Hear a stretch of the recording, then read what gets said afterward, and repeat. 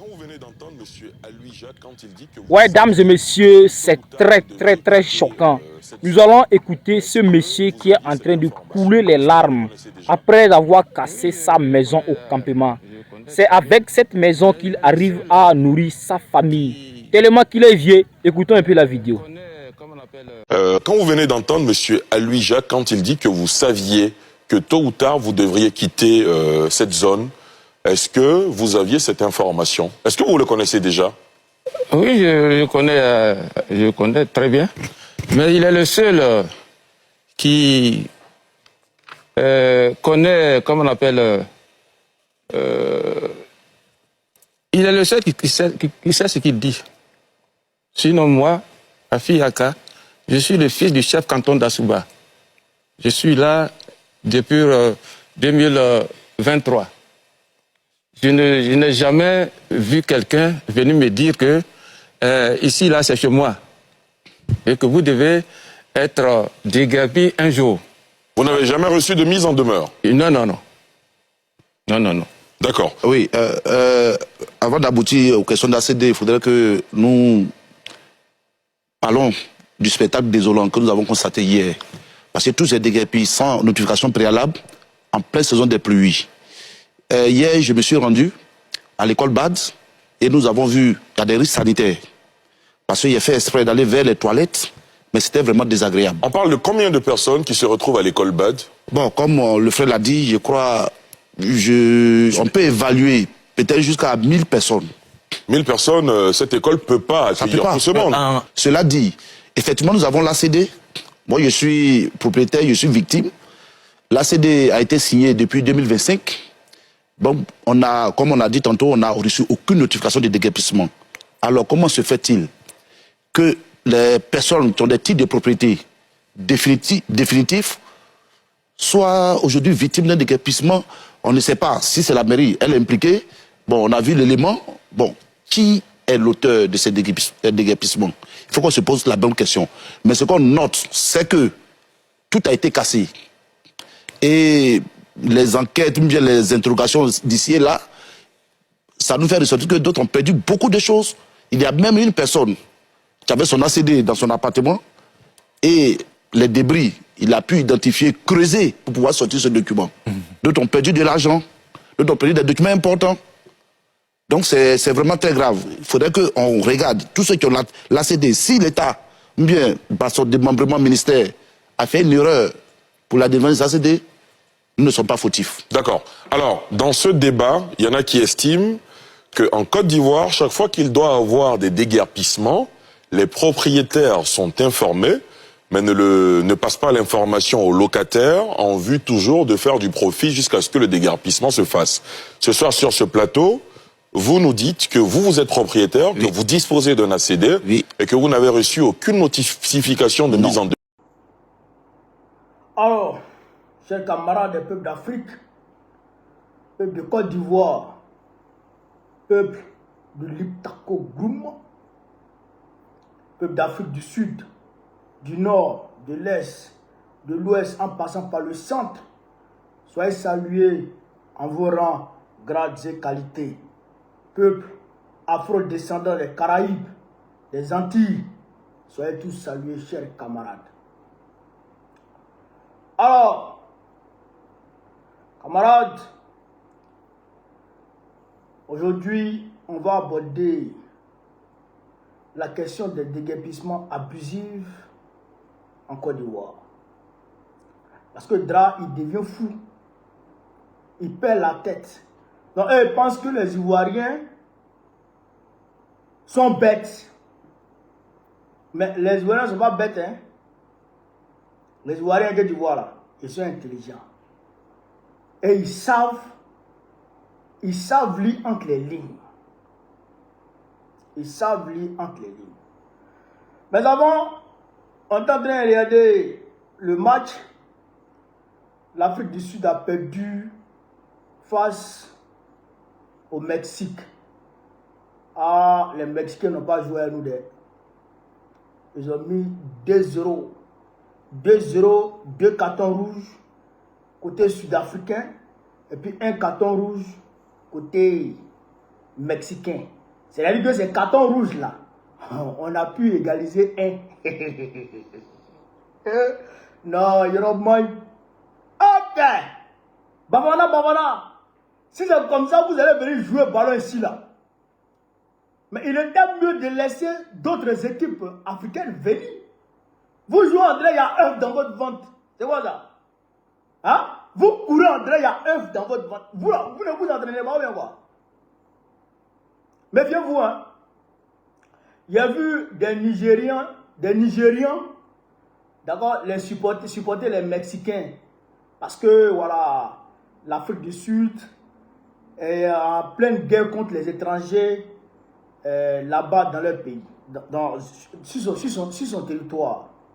Bon, moi en tout cas, je ne peux pas supporter blanc face à noir, jamais de la vie. Même si je suis en train de faire parler avec le noir, là. Si je me retrouvé en conflit avec blanc, moi je prends position pour mon frère noir. C'est ça aussi qui est la vérité. Même si entre nous on se frappe, on s'est frappé, après on s'est réconcilié. Mais pour dire, moi j'ai supporté une équipe, mais une équipe d'un pays blanc par rapport à un pays africain, jamais de la vie. Je ne peux jamais faire ça dans ma vie. Même si entre nous-mêmes africains, ici on se frappe là, on va s'entendre. Mais pour dire, moi j'ai supporté mexicain face à africain, face à un pays africain, jamais de la vie. Je ne peux jamais faire ça dans ma vie. Voilà, ça c'est une réalité aussi. Ça, il faut qu'on éclaircisse ça. Il y a beaucoup qui ont supporté les Mexicains face aux Sud-Africains à cause de ce qui se passe en Afrique du Sud contre les étrangers. Ça, c'est leur opinion, c'est leur manière de voir. Mais moi, je ne peux jamais supporter un blanc face à un noir. Non. Même si ce noir-là, c'est mon ennemi. Même si ce noir-là veut les frapper. Jamais de la vie. Voilà, ça c'est une chose. Romagne. Alors, il y a le procureur Brahma Kone.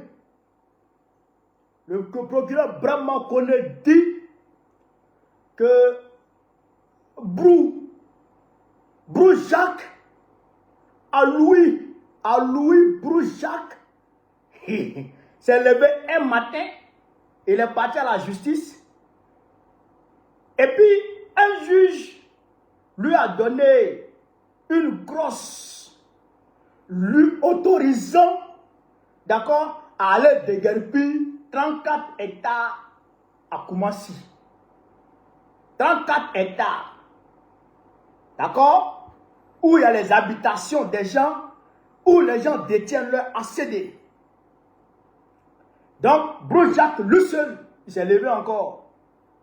Il allait soulever près de 200 policiers. 200 policiers. Plus de 10 camions cargo, 10 camions de police, 10 gendarmerie, police, tout ça. Lui seul, hein, Brou Jacques seul. Hein. Après, il s'est levé. Il allait prendre les machines de Bakongo là. C'est que Bakongo dormait et puis Brou Jacques est parti soulever ses machines. Puis il a dit aux employés de Bakongo, venez. Puis ils ont soulevé les machines. Brou Jacques lui seul. Puis ils ont soulevé les machines. Puis ils se sont dirigés vers Koumassi. Et puis ils sont arrivés à Koumassi.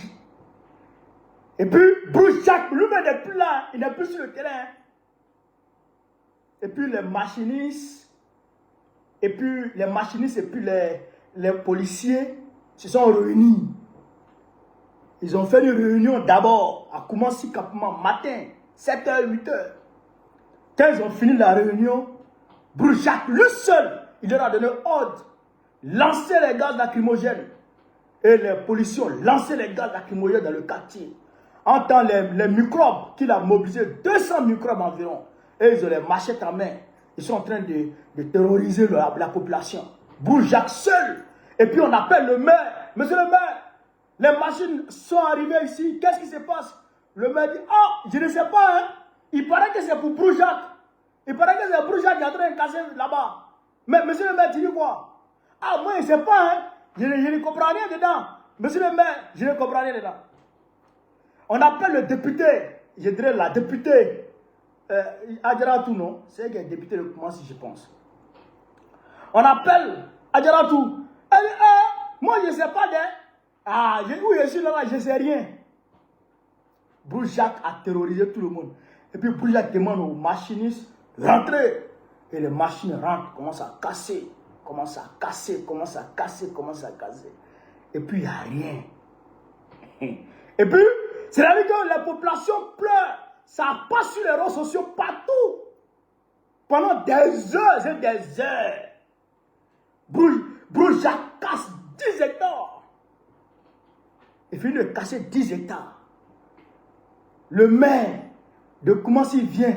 Ah, moi je suis venu vous parler. Ce n'est pas moi, c'est pas moi. Parce que il paraît que c'est Broujac. C'est Broujac qui est venu casser votre quartier. Ah, moi je suis le maire de Koumassi. Mais moi je ne sais pas moi là, je ne suis pas au courant les populations ils regardent. Et puis la ministre Belmont Dogo, ministre de la solidarité, de la femme et de l'enfance, tout ça là. Elle se déplace. Elle vient donner pain, sardine. Je vais vous donner 3 millions. Et puis, personne ne sait. Hein?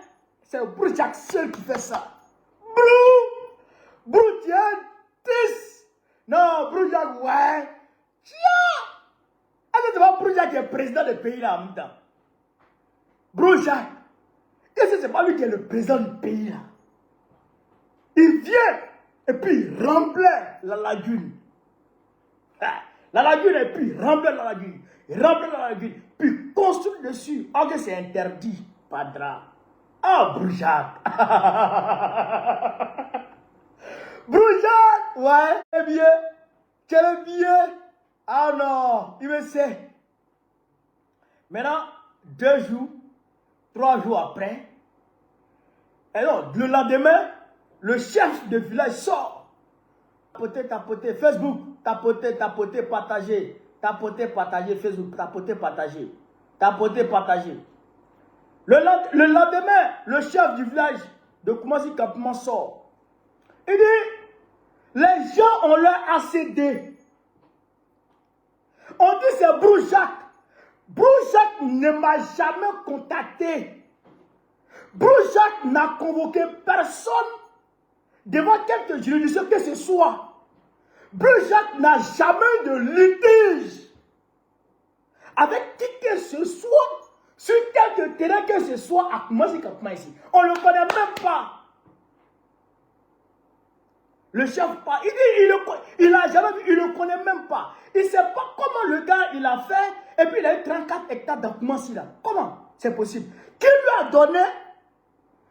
donné l'attestation villageoise qui lui permettrait d'obtenir un ACD sur Koumassi Campement? Qui lui a donné l'attestation villageoise? Avec quel géomètre il a travaillé pour avoir ça? Donc quand le chef parle, ça commence à péter. Broujac lui-même il sort maintenant. Ah, Colombo, Broujac Colombo. Puis il vient maintenant s'asseoir avec sa chemise. Il dit, je suis parti à la justice. On m'a donné raison. Depuis 2016, j'ai 34 hectares.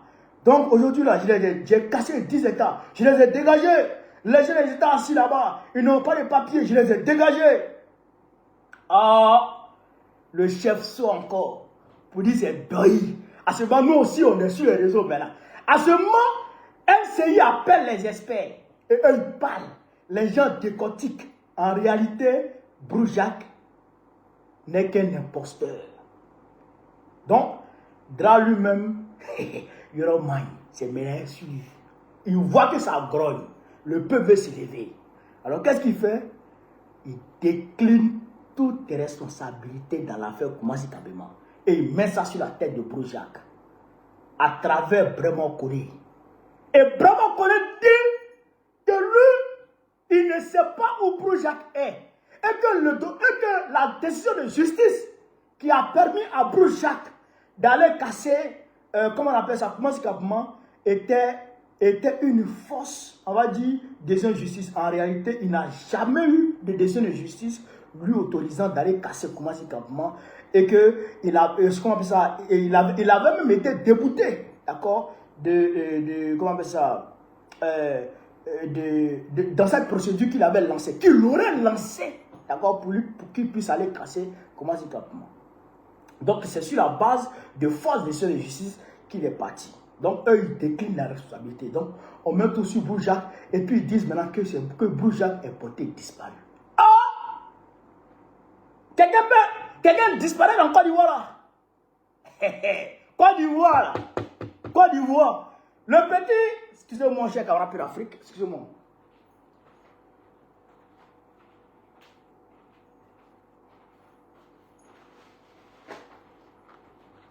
Pendant la vidéo.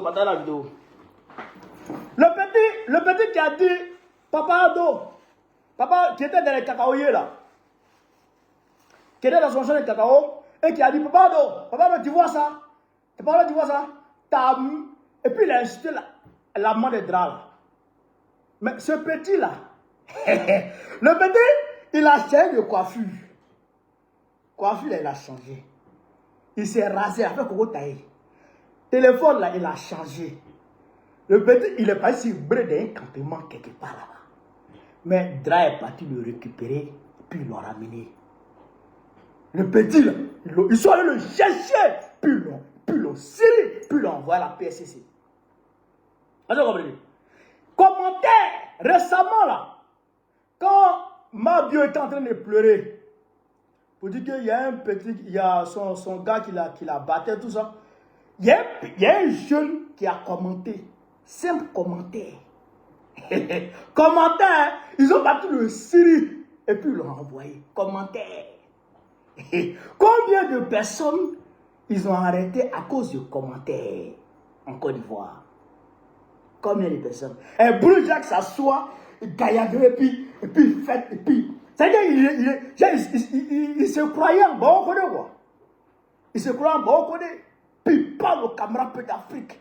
Puis il dit lui, l'effort le plus national et international. Puis il parle.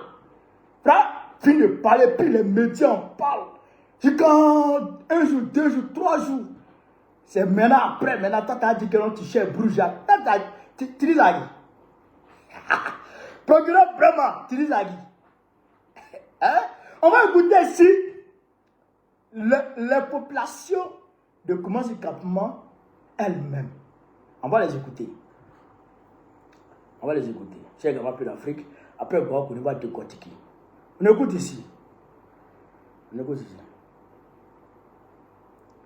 Ça, c'est des trucs qu'ils prennent pour nous blaguer. Ça, c'est un petit problème. Voilà. On ne peut pas mobiliser tous ces policiers dans le pays, venir faire ces opérations. Mais en tout, donc, il y a un gouvernement ou il n'y a pas un gouvernement. Tout ce groupe de policiers, plus de 10 cargos, avec la crimogène, avec l'argent de nous les contribuables. Voilà. Ces crimogènes, c'est nous les contribuables. Mais comment ils peuvent récupérer tout ça, une seule personne pour venir casser tout un 34 hectares? Voilà. Et puis le gouvernement, on appelle le maire, il dit n'est pas au courant. On appelle le docteur, il dit il n'est pas au courant. Donc le pays n'est pas gouverné alors. Voilà. Qui est au courant maintenant? Donc, ce qui m'a fait plaisir, c'est que le peuple lui-même là, les populations de Koumassi campement même là, les populations m'ont compris. Les populations ont compris que, affaire de Broujac là, c'est Doyi. Les populations ont compris qu'affaire de Broujac là, c'est Doyi, c'est faux, c'est pour se dédouaner, c'est pour jeter là, c'est pour utiliser Broujac comme bouc émissaire, d'accord, pour eux-mêmes se cacher derrière. Je vais prendre l'exemple de Ebempe. Ah, tout le monde se rappelle du scénario, de l'histoire d'Ebempe, le stade Ebempe. Tout le monde sait ce qui s'est passé là-bas. Le match Mali-Côte d'Ivoire, la pluie est venue. Match amical Mali-Côte d'Ivoire, je pense. La pluie est venue à gogo. Et puis, la pluie a gâté le stade. On ne pouvait plus jouer. Les joueurs ne peuvent plus jouer. La pluie a gâté la pelouse. Même dans les vestiaires, l'on rentre. Tout était gâté. On dit, Dra, c'est pas la première fois que j'ai moqué. Qu'est-ce que Dra a fait? Il a fait tomber Patrick Achi, qui était Premier ministre. C'est à cause de Stade Ebembe là que Patrick Achi est tombé. Il avait tombé le ministre des Sports. Il avait tombé le ministre des Sports. Et puis il a mis Begré Mambé. Et puis il a confié le portefeuille du ministère des Sports à Begré Mambé. Oui, c'est Dra qui a fait ça. Ça veut dire qu'il n'était pas impliqué dans ces conneries-là. Mais là, aujourd'hui, Dra, bipez-moi la Sangwadra, bipez Dra. Cabra Peu d'Afrique, partagez la vidéo. Bipez Dra, on va lui parler un peu. Dra, tu as fait dire à travers Breman Koné, le procureur Breman, que tu n'es pas associé, que ton gouvernement n'est pas associé, d'accord, au déguerpissement de Koumassi Katma. Là, d'accord, non? Toi-même, Dra, là, tu n'es pas associé, non? D'accord, non? Dans ce cas, à partir du moment où la police nationale, qui dépend de Vagondo, de Diomaye Vagondo et de Youssou Kouyaté, a été mobilisée. Plus de 200 agents de police. Ça ne peut jamais être... On est personne en Côte d'Ivoire ne peut mobiliser 10 agents de police sans que Vagondo ne soit informé. Pour quelque action que ce soit. Sans que Vagondo ne soit informé. Au moins, parce que le district Bakongo, comment ça? Si c'est Bakongo, a créé une brigade, comme ça, quand il a appelé la brigade là, mais la brigade anti quoi là même là, pour qu'ils cassent les petits commerces des gens là, en bord de route là. Il a créé une brigade. Si c'était cette brigade là seule, on pourrait dire que ça dépendait seulement que du district. Mais c'est la police nationale qui a été mobilisée. Donc on ne peut pas mobiliser la police nationale sans que Youssou Kouyaté, le DG, ne soit au courant. Sans que on ne peut pas aussi mobiliser jusqu'à 50 à 100 policiers pour aller en expédition sans que le ministre de l'Intérieur ne soit au courant. Ça, c'est clair. Donc, si tu dis que toi, Dra, tu n'es pas associé au déguerpissement de Koumassi Katma, alors, ce que tu as fait dans le cadre de EBMP, il faut faire la même chose ici en voir. Il faut faire la même chose ici, là. On va voir. Est-ce que vous comprenez? Il faut tomber Kouyaté. Youssou Kouyaté, là, il faut le faire tomber. On va voir. Diomaye Vagondo, là, il faut le faire tomber. On va voir. Le maire de Koumassi, là, il faut le faire démissionner. C'est vrai que tu ne peux pas renvoyer un maire, mais tu peux prendre un décret pour le suspendre. Tu as une manière de faire là-bas. Là. Tu as suspendu le président du conseil régional de Boaké un temps. Comment il s'appelait là? Mangoua. Tu as suspendu Mangoua. Et puis Mangoua est mort après. Donc tu as le pouvoir de suspendre le maire. Là. Il faut faire ça. Il faut le suspendre. Il faut le contraindre, d'accord, à la démission. On va voir si tu n'es pas véritablement associé à ça. Il ne va pas le faire. Il ne va pas le faire. Pourquoi? Parce que c'est sa femme. Je vous parle toujours. C'est la femme de M. Ouattara.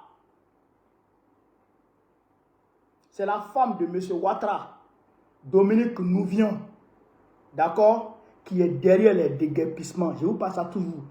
Elle est la seule première dame au monde, de mémoire d'homme que je sais, la seule première dame au monde qui détient une entreprise immobilière.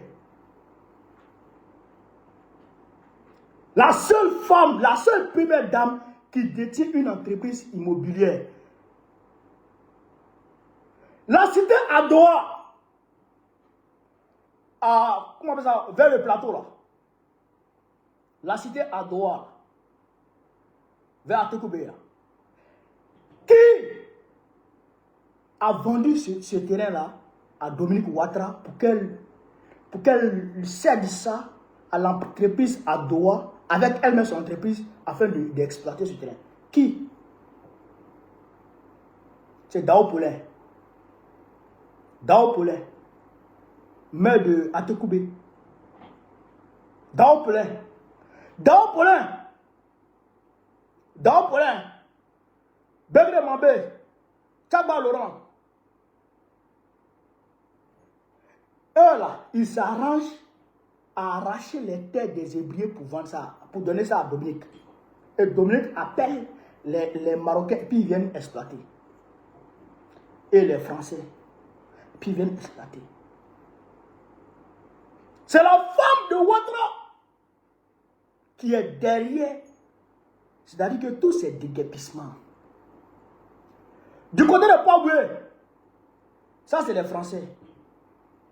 Vous savez ça. Et je vous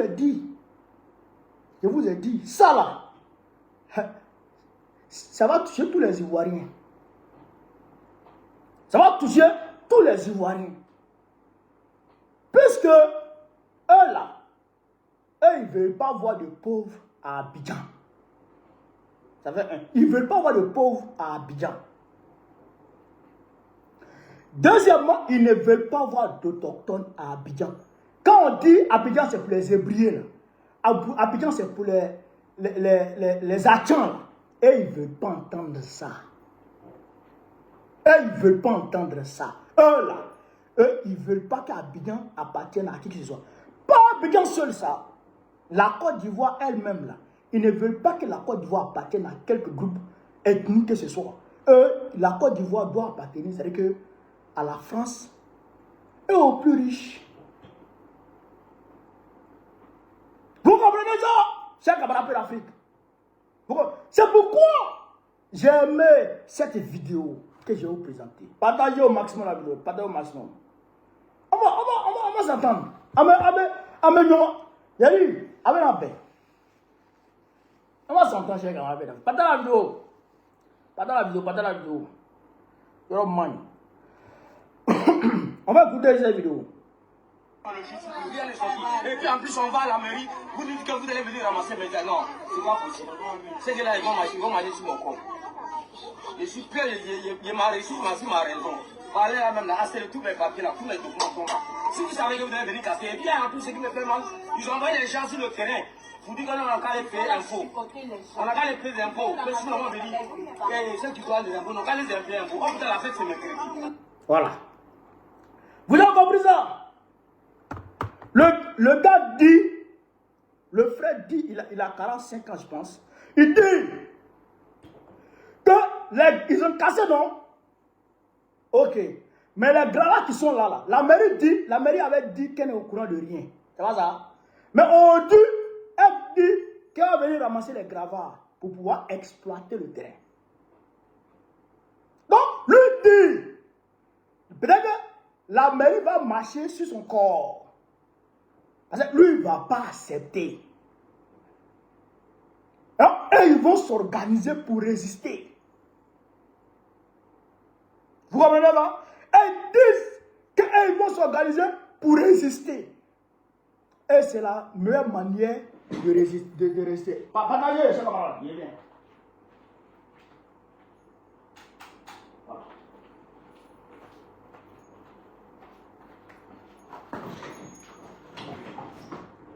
Vous comprenez ça? Ils disent qu'ils vont résister. Donc, c'est ce qui est, c'est ce qui est juste. C'est la meilleure solution qui est là. Parce qu'ils ont leur ACD. Et puis, ils payent les impôts. Et puis, juste avant le déguerpissement, ils sont venus les voir pour leur mettre la pression pour qu'ils aillent payer leurs impôts. Et ils sont allés payer leurs impôts. Cela. Et aujourd'hui, on cache leur maison. On détruit tous leurs biens. Il y en a même qui ont été blessés. Les machinistes là, je ne sais pas quelle drogue ils prennent pour monter dans leur machine pour aller casser. Ben c'est normal. Et que quelqu'un est dans sa maison, la personne te dit, pardon, attends, je vais prendre ça là. Et puis même que la personne est dedans, et puis tu casses comme ça sur la personne a oublié de sursauter pour fuir. C'est que tu n'es pas seul dans ta tête. C'est que tu n'es pas seul dans... C'est pourquoi à San Pedro, 2008, 2009, 2008-2009, on a montré aux couleurs aux machinistes de Namo Clément. Derrière le commissariat, San Pedro, derrière le commissariat. Renseignez-vous. Renseignez-vous. Il y a des machinistes qui ont fui. Ils ont fui. C'est-à-dire qu'ils ont oublié leurs chaussures. Machine même, on ne parle pas de ça. Hein. Ils ont fui pour mettre dedans. La police là, voici le commissariat, voici là où ils veulent casser. Oui, et puis le policier met dedans. Le maire, Namo Clément, lui-même, il est venu. Il l'a mis dedans, il a échappé belle. Il a échappé belle. Il y a un machiniste qui est venu matin avec sa machine. Il attendait l'ordre de démarrage. Il est resté dans sa machine, il a commencé à dormir. Il ne s'est plus réveillé. Personne ne l'a touché. Il n'a pas été blessé, rien du tout. Mais il ne s'est plus réveillé. Ils sont partis l'accompagner. Mais oui, parce que, chers camarades d'Afrique, tu ne peux pas déshumaniser un être humain comme ça. Oh, là-bas, là, il n'avait pas d'ACD. Hein. Ça, je vous le dis. Il n'avait pas d'ACD. Derrière le commissariat, là, Bardo, là, il n'avait pas d'ACD. Namo Clément était obligé de restructurer le quartier et puis partager le terrain entre les habitants. C'est là qu'a été, on m'a dit, le point d'accord entre Namo Clément et les populations. Et je le félicite.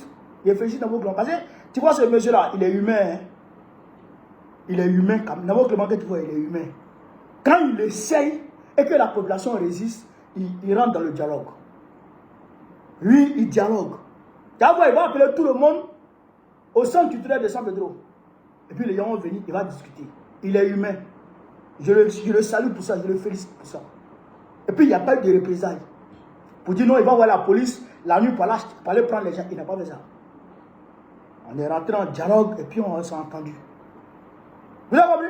Donc, c'est ça qu'il faut faire. Il faut résister. Il faut résister. Parce que, aujourd'hui, je vois beaucoup d'Ivoiriens. Malheureusement, la religion, là, nous, on ne comprend pas. Nous, les Africains, là, on ne comprend pas la religion. C'est pourquoi il y a beaucoup qui disent qu'ils vont adorer les ancêtres. Parce que la religion qui vient, là, c'est de belles religions. L'islam, comme ça, c'est une belle religion. Le christianisme, c'est de belles religions. Vous comprenez? Mais les gens, ils ne comprennent pas la religion. Ce que la religion veut dire, ils ne comprennent pas ça. Vous comprenez ça? Mais quelqu'un va venir casser ta maison. Mais au lieu de vous organiser pour résister, vous dites non, vous laissez à Dieu, Dieu va faire. Dieu va faire. Mais Dieu ne fait pas. Dieu là, c'est comme le roi des rois. Et même les imams là, ils disent que quand tu veux prier Dieu, il faut t'humilier et il faut te rabaisser. Même les chaînes, tout ça, il faut enlever. Parce que tu parles à un roi. C'est comme quand tu dois t'arrêter devant Babo et tu veux parler à Babo. Bon, aujourd'hui, je prends Ouattara, qui est leur président là-bas. Tu veux parler à Ouattara, mais tu vas te tenir à carreau. Oui, c'est ça. Tu te tiens à carreau pour parler à Ouattara. Oui. Maintenant, quand tu veux parler à un Dieu, le roi des rois, celui qui n'a ni de début ni de fin, qui est éternel, qui ne mange pas, qui ne boit pas, qui ne dort pas. Toi, tu veux lui parler. Et puis tu dis, Dieu va faire, Dieu va faire, Dieu va faire. C'est ton ami. Est-ce que c'est ton camarade? C'est pas ton camarade. Et puis pourquoi tu lui demandes de faire ce que toi tu dois faire? Pourquoi toi tu demandes à Dieu de faire ce que toi tu dois faire? C'est pas comme ça on fait. Tu demandes à Dieu, voilà ce qui se passe. En tout cas, nous, on a décidé de résister. Aide-nous dans notre résistance. Nous implorons ton aide dans notre combat de résistance. Et Dieu, il peut vous soutenir spirituellement, s'il le veut. S'il ne veut pas, il ne fait pas. S'il veut, il fait. Mais tu ne l'attends pas que lui, il envoie des anges pour venir frapper Bakongo. Ou bien tu n'attends pas que Dieu envoie des anges pour venir frapper Ouattara. Non, ça n'existe pas. Les Romains, quand ils ont tué Jésus,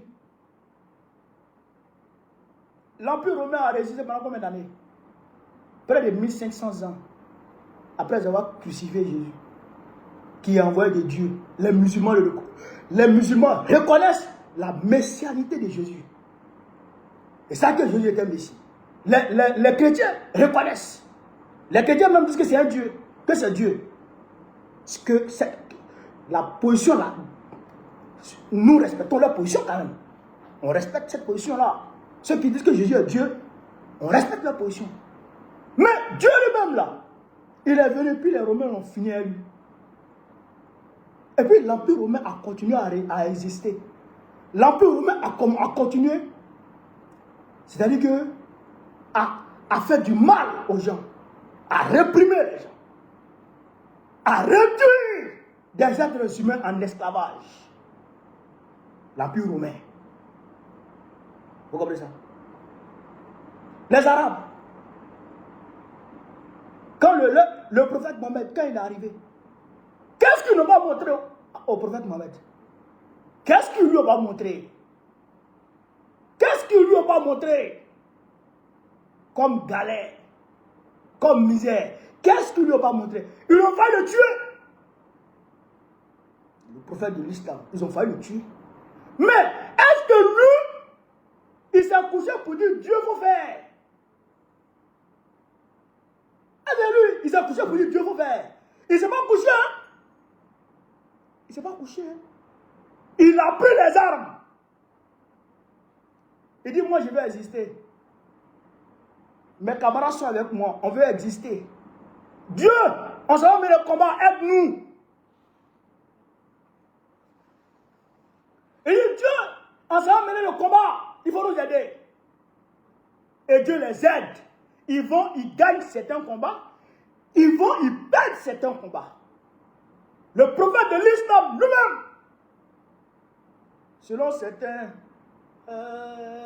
certains historiens, il aurait même perdu une dent dans une bataille. Ça, c'est le prophète des musulmans. C'est-à-dire, il a mené le combat. L'Empire perse, l'Iran de d'Ivoire, l'Empire romain avait envahi là-bas. C'est l'Italie qui gouvernait là-bas. D'accord? Après, bon, l'Empire romain s'est divisé. Il y a eu l'Empire byzantin qui avait pour capitale comme Constantinople. Aujourd'hui, Istanbul. Mais quand même, c'était les Romains qui géraient là-bas. Les musulmans se sont levés et ils ont chassé les Romains de là-bas.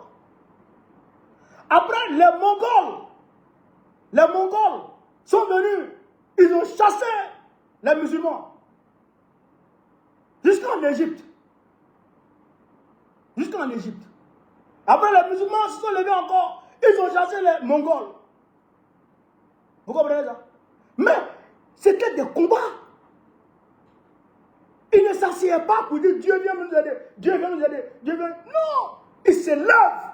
Ils mènent le combat. Et ils appellent le secours de Dieu. Et Dieu vient les aider. Mais si tu t'assois, tu pleures. On veut comment? On veut comment? Seigneur, on veut comment? Aide-nous. Mais Dieu, il s'assoit et puis il te regarde. Mais en Côte d'Ivoire, il y a beaucoup de fous maintenant. Hein? Il y a beaucoup de fous. Et puis Dieu, il rit de vous. Il rit. Parce que c'est la folie. C'est la folie. Mais quand tu consommes mal la religion, elle devient une drogue. Elle devient une drogue qui atteint ton cerveau. Et tu deviens fou. Et tu deviens fou. Regardez aujourd'hui ceux qui se font appeler djihadistes dans le Sahel ici. Regardez-les. Regardez. Il ne faut pas croire que c'est parce que l'Occident leur donne les armes qu'ils se battent seulement. Hein. Ils sont endoctrinés. Il y a certains là, dans leur tête là, ils sont dans le bon combat. Il y a toujours dans le bon combat. En réalité, quand on dit djihad là, l'islam, les musulmans, à l'époque du prophète et des califes, étaient dans un combat de subsistance, d'existence. Parce qu'à l'époque, c'était les guerres d'empire, de royaume. L'empire perse vient attaquer tel empire, l'empire romain vient attaquer tel empire, l'empire, comment on appelle ça, l'empire des Anglais là, britanniques, eux ils s'élèvent, comment ils s'appellent, comment on les appelle là, les gens qui sont, les Russes, eux ils s'élèvent, c'est comme ça. Mais aujourd'hui, toi tu veux islamiser quel pays? Toi tu veux étendre ton califat sur quel pays? Aujourd'hui là, toi tu as quel problème? Donc ça ne peut pas exister encore. Ça c'est un faux combat. Ça c'est fini ça. Ça c'est le combat de l'islam. La guerre de l'islam. Ça c'est fini il y a longtemps ça. Ça c'est fini ça. Ça c'est fini. Avec la chute de l'Empire ottoman, c'est fini. L'islam n'a plus besoin de prendre un pour faire combat. Non. Déjà même la parole même déjà est en train de faire le travail. L'islam n'a plus besoin de prendre les armes pour mener quelques combats que ce soit. Après la chute de l'Empire ottoman, 1917, c'est fini.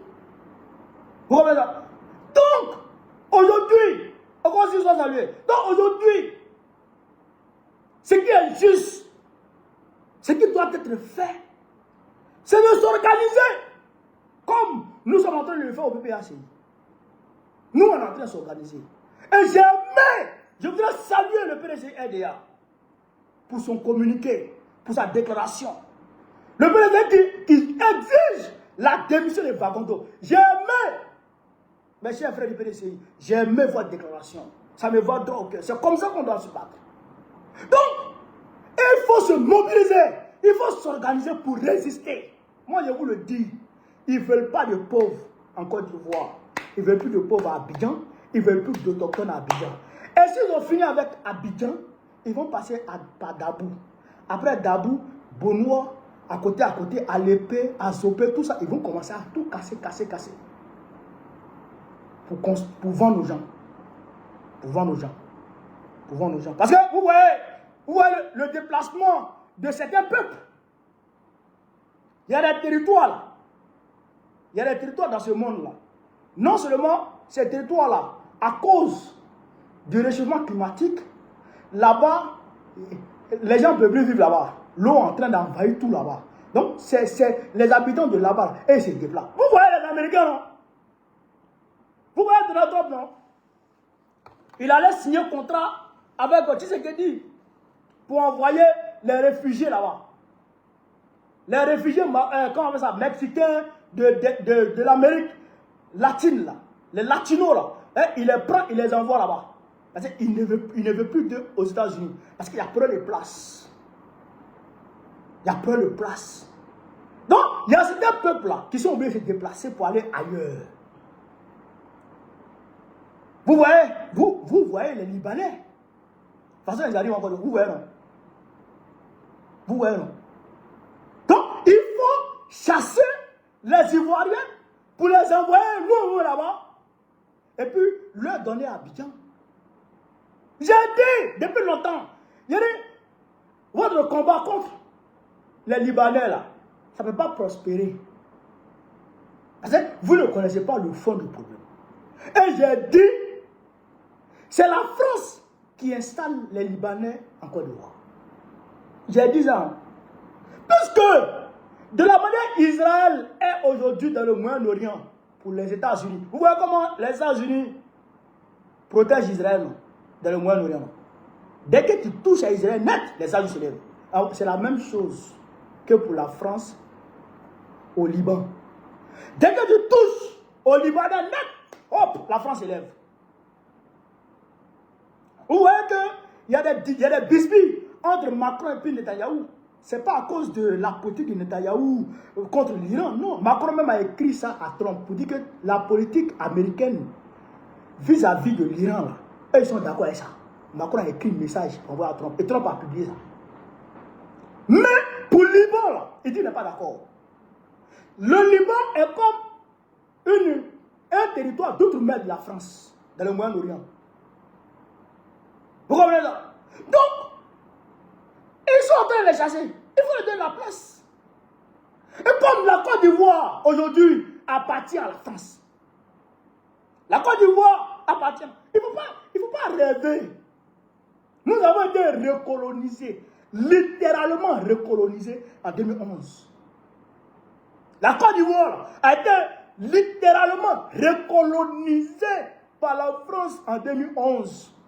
Hey, vous pensez que les Français vont mobiliser leurs rafales, leurs gazelles, leurs bombes pour aller frapper la maison de Gbagbo, frapper les, comment on appelle ça, les bases militaires de la Côte d'Ivoire, les armes lourdes de la Côte d'Ivoire pendant plus de 4 jours,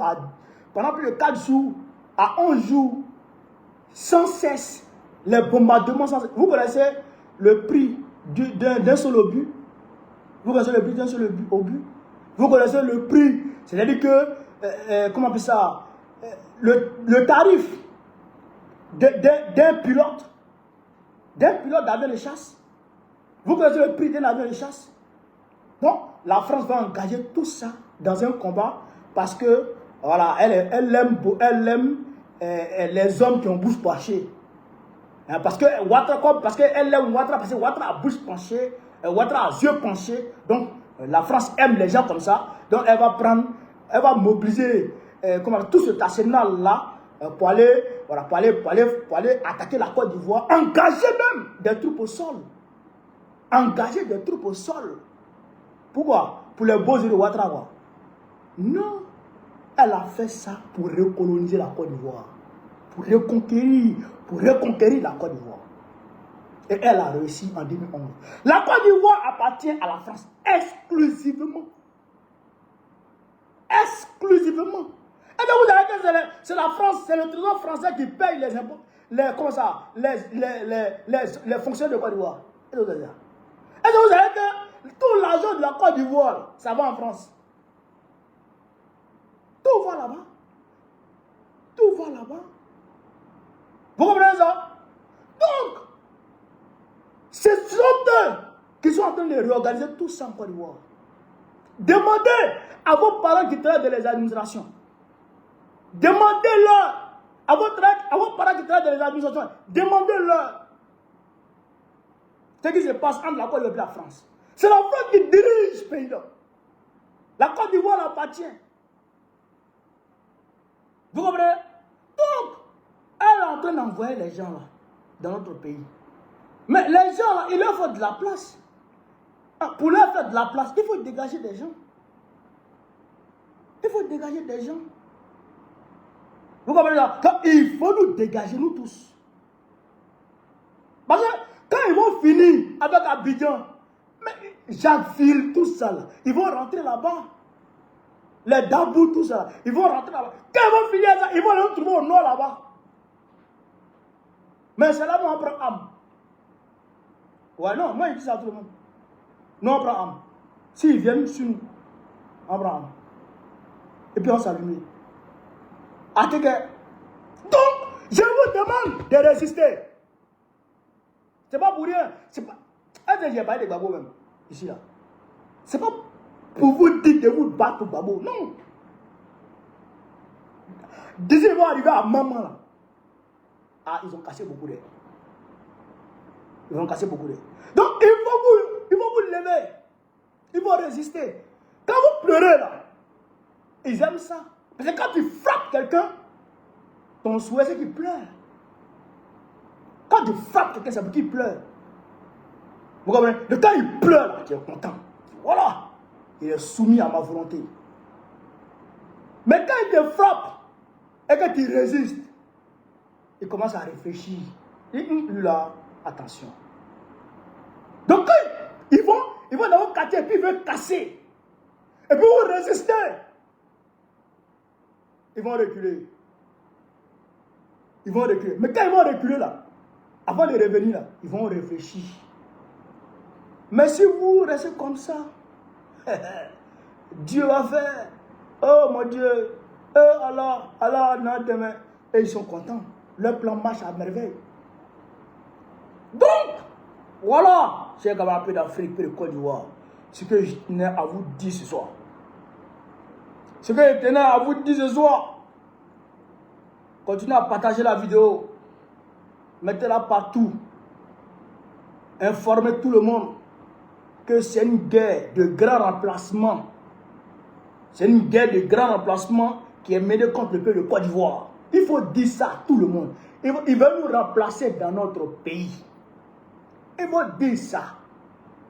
Dites ça à tout le monde. Ils veulent nous remplacer en Côte d'Ivoire. C'est ça qui est la vérité. Mais si on ne se lève pas, si on ne résiste pas, ils vont réussir. Et quand ils vont réussir là, nos enfants là, ils vont nous demander, mais papa, je viens d'où? Je viens de quel village? Quand ils vont dire, ah, ton village c'est là-bas là. C'était là-bas là. Là-bas, les gens là sont venus, ils ont cassé, et puis ils ont pris. Il va dire, mais papa, toi, tu as fait quoi quand les gens venaient casser? Ah, j'ai demandé à Dieu de m'aider. Ton fils va dire, mais son papa, il est fou, lui. Frère, donc voilà ce que je voulais vous dire. Sur ce, vive l'Afrique libre. Vive le panafricanisme. Vive les plans panafricains. Ne croyez pas, il y a des peuples aujourd'hui sur cette terre-là, hein, qui n'ont pas de pays. Ils n'ont pas de pays. Ils savent d'où on les a chassés. Mais ils ne peuvent pas partir là-bas.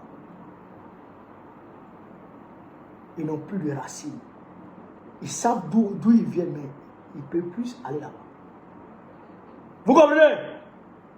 Alors, si vous voulez devenir comme ça, continuez à pleurer, continuez à vous lamenter.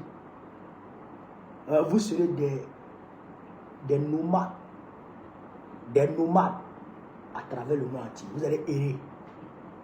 Si je vive l'Afrique libre, vive le panafricanisme, vive tous les plans panafricains, vive l'AES. Babo présente très prochainement. Inch'Allah. On est ensemble. Merci.